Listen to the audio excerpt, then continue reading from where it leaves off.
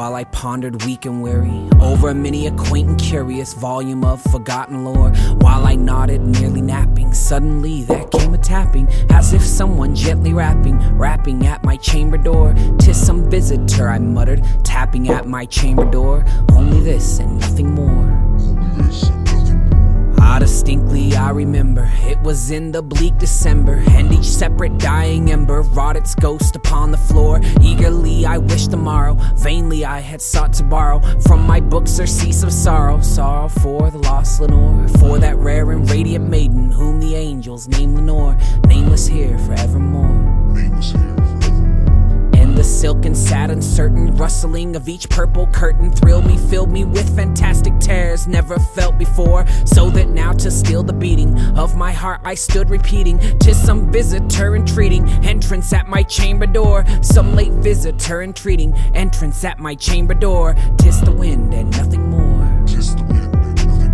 Presently my soul grew stronger, hesitating then no longer. "Sir," said I, "or madam, truly your forgiveness I implore. But the fact is I was napping, and so gently you came rapping, and so faintly you came tapping at my chamber door, that I scarce was sure I heard you. Here I opened wide the door. Darkness there and nothing more. Darkness there.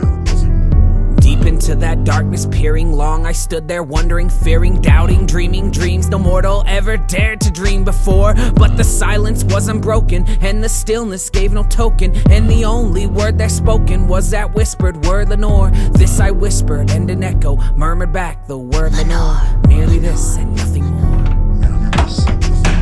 Then into my chamber turning, all my soul within me burning, soon again I heard a tapping, something louder than before. "Surely," said I, "surely that is something at my window lattice. Let me see then what the threat is, and this mystery explore. Let my heart be still a moment, and this mystery explore. 'Tis the wind and nothing more." 'Tis the wind and nothing more. Open here I flung the shutter, when with many a flirt and flutter, in there stepped a stately raven of the saintly days of yore. Not the least obeisance made he, not an instant stopped or stayed he, but with mind of lord or lady perched above my chamber door. Perched upon a bust of palace just above my chamber door. Perched and sat and nothing more. Perched and sat and nothing more. Then this ebony bird beguiling my sad fancy into smiling, by the grave and stern decorum of the countenance it wore. "Though thy crest be shorn and shaven, thou," I said, "art sure no craven, ghastly, grim, and ancient raven, wandering from the nightly shore. Tell me what thy lordly name is on the night's Plutonian shore." Quoth the raven, "Nevermore." Much I marveled this ungainly fowl to hear discourse so plainly, though its answer little meaning, little relevancy bore. For we cannot help agreeing that no living human being ever yet was blessed with seeing bird above his chamber door, bird or beast upon the sculptured bust above his chamber door, with such a name as Nevermore. With such a name as Nevermore. But the raven sitting lonely on that placid bust spoke only that one word, as if his soul in that one word he did outpour. Nothing further than he uttered, not a feather then he fluttered, till I scarcely more than muttered, "Other friends have flown before. On the morrow he will leave me, as my hopes have flown before." Then the bird said nevermore. Then the bird said nevermore. Startled by the stillness broken by reply so aptly spoken, "Doubtless," said I, "what it utters is its only stock and store, caught from some unhappy master, whom unmerciful disaster followed fast and followed faster, till his songs one burden bore, till the dirges of his hope and melancholy burden bore of nevermore. But the raven still beguiling all my sad soul into smiling, straight I willed a cushioned seat in front of bird and bust and door. Then upon the velvet sinking, I betook myself to linking fancy unto fancy thinking, what this ominous bird of yore, what this grim, ungainly, ghastly, gaunt and ominous bird of yore meant in croaking nevermore. Meant in croaking.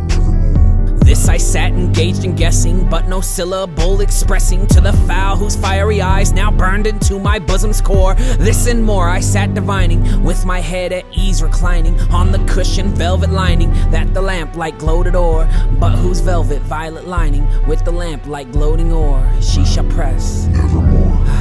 Nevermore.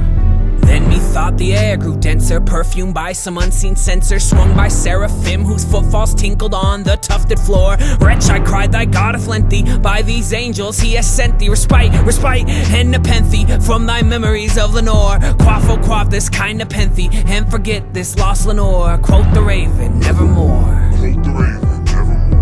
Prophet said I thing of evil, prophet still if bird or devil, whether tempter sent or whether tempest tossed thee here ashore. Desolate yet all undaunted, on this desert land enchanted, on the home by horror haunted. Tell me truly I implore, is there balm in Gilead? Tell me I implore. Quote the raven, nevermore. Quote the raven, nevermore. Prophet said I thing of evil, prophet still if bird or devil, by that heaven that bends above us, by that God we both adore. Tell this soul with sorrow laden, if within that distant Aden it shall clasp a sainted maiden, whom the angels name Lenore. Clasp a rare and radiant maiden, whom the angels name Lenore. Quote the raven, nevermore. Quote the raven, nevermore. Be that word our sign of parting, bird or fiend, I shrieked upstarting. Get thee back into the tempest and the night's Plutonian shore. Leave no black plume as a token of that lie thy soul has spoken. Leave my loneliness unbroken, quit thy bust above my door. Take thy beak from out my heart and take thy form from off my door. Quote the raven, nevermore. Quote the raven, nevermore.